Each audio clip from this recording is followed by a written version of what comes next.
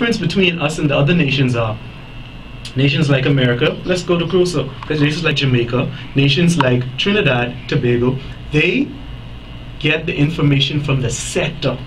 They consult with the sector. Which you must do. It only makes sense. It's only logical. Well, they don't do it with the agriculture sector in the Bahamas. Consult anybody. Ask anybody in agriculture. Things just happen and we have to find out about it.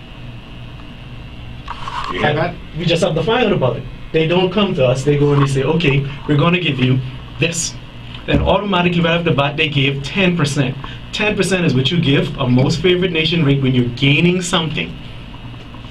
They gave us 10%. So that's like America's going to give us something. Okay, let's look at two different countries.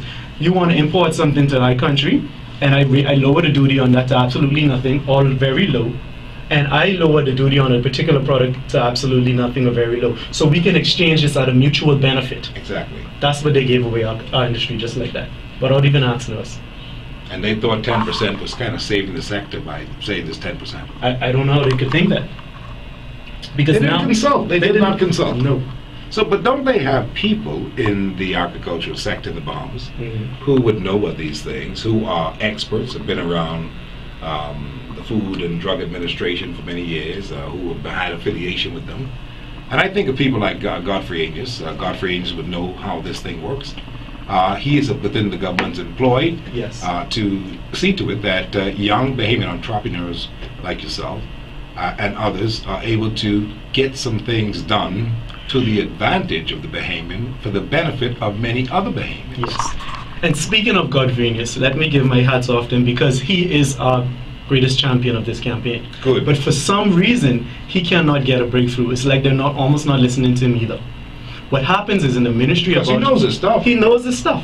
He is our biggest champion right now, and then the chairman of the BIC. But what happens is most of the people higher in the Ministry of Agriculture are free traders, and they believe in free trade. This is the ideology. This is the ideology. So even though we have BIC chairman, Minister Godfrey Aegis backing us, they have the hierarchy in agriculture that says no, free trade. Free trade.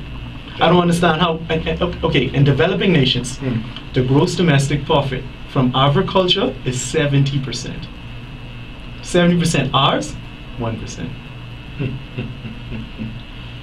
The biggest agro business in the country, and has anything changed in the last year or so, Shoreside Investment, which is us trading at Bahamas Best Eggs. We have the capacity to take 95% without changing anything. We could take 95% of the production of eggs in the whole country. We would think that would be a stepping stone, so they could say, okay, we won the egg battle, let's move to another product. And they can have that as a feather in the cap. Yeah. Politically speaking, if they want political fodder. Yes. For political expediency, of only that. But there's been just a silence. And things, let me tell you how to beat the WTO system. There's something where the Ministry of Financial Services was talking about, and it's talking about food safety. Yeah. All we have to do is put a standard measure in. If the imports are not coming in that meet this standard, we cannot take it, and WTO can't say nothing about it, because right now we have a great dumping issue. So we have high incidence of health issues. Of course we do. Where do you think this may come from? We don't know why we're sick. We talked about this on the same show with the young man from Big Bird Farm. All of these inferior products we take it, that's called dumping. Yes. He told me about all the chicken legs that are dumped, the chicken quarters that are dumped here in the Bahamas. They want to give them away. They still pay their farmers over there for it, but they only want the breast of the chicken. Yes. And so all those thighs that we see, we say, hey, one thigh snack. That kind of stuff. This is something that they get at a very, very reduced cost. Yes. So there's a lot of dumping. We don't know what's wrong with it, why they dump that part of it, why they don't want their people to consume it. But we sure as hell eating it up. Yes. And we don't know why we have breast cancer. We don't know why we have prostate. We don't know why these things are happening. And they may not be the reason why, but certainly they lend to the suspicion that something is not right. We see products on our shelves in open daylight broad.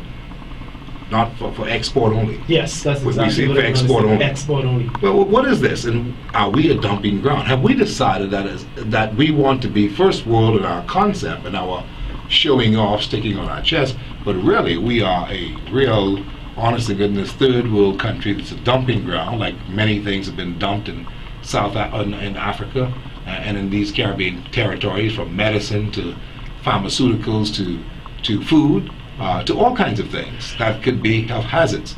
Now, that's a big mountain to climb. And I know that you're concerned about it, and I know that you're well read on it.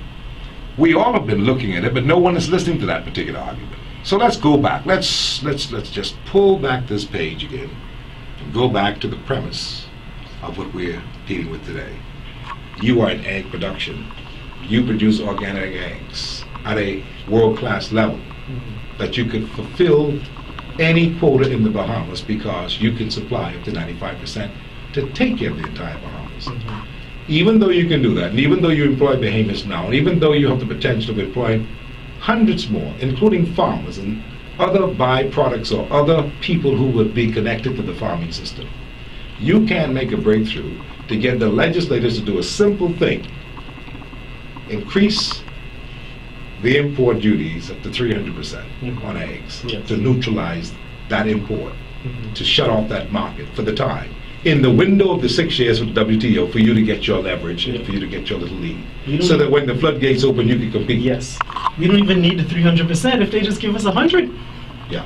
100% in place, and what we do is we put the plan in place, so by the time we're entered in and we reach the point where we reduce it, that our corn price would be better than prices in America, our egg prices can compete or be around the same price of the eggs, and the spillage continues to go over.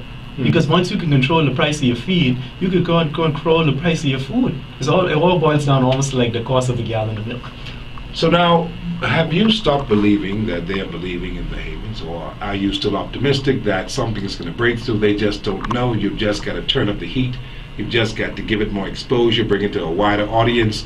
So you came to Hard Copy in a way today, bring it to a wider audience so that people can be educated and understand what the fight is. Yes. Because they may think that, well, he wanted to do him a favor. I mean, who is he? You see? But people don't realize that you are that person who can provide the whole Bahamas with top class, yes, honest to goodness, organic eggs, to the point where we have no need to look anyplace else. We have no need for injections to keep it to last a little longer. We got the natural, honest to goodness thing in our market that can feed Eleuthera, Grand Bahama, San Salvador, New Providence, and everybody right out of Grand Bahama.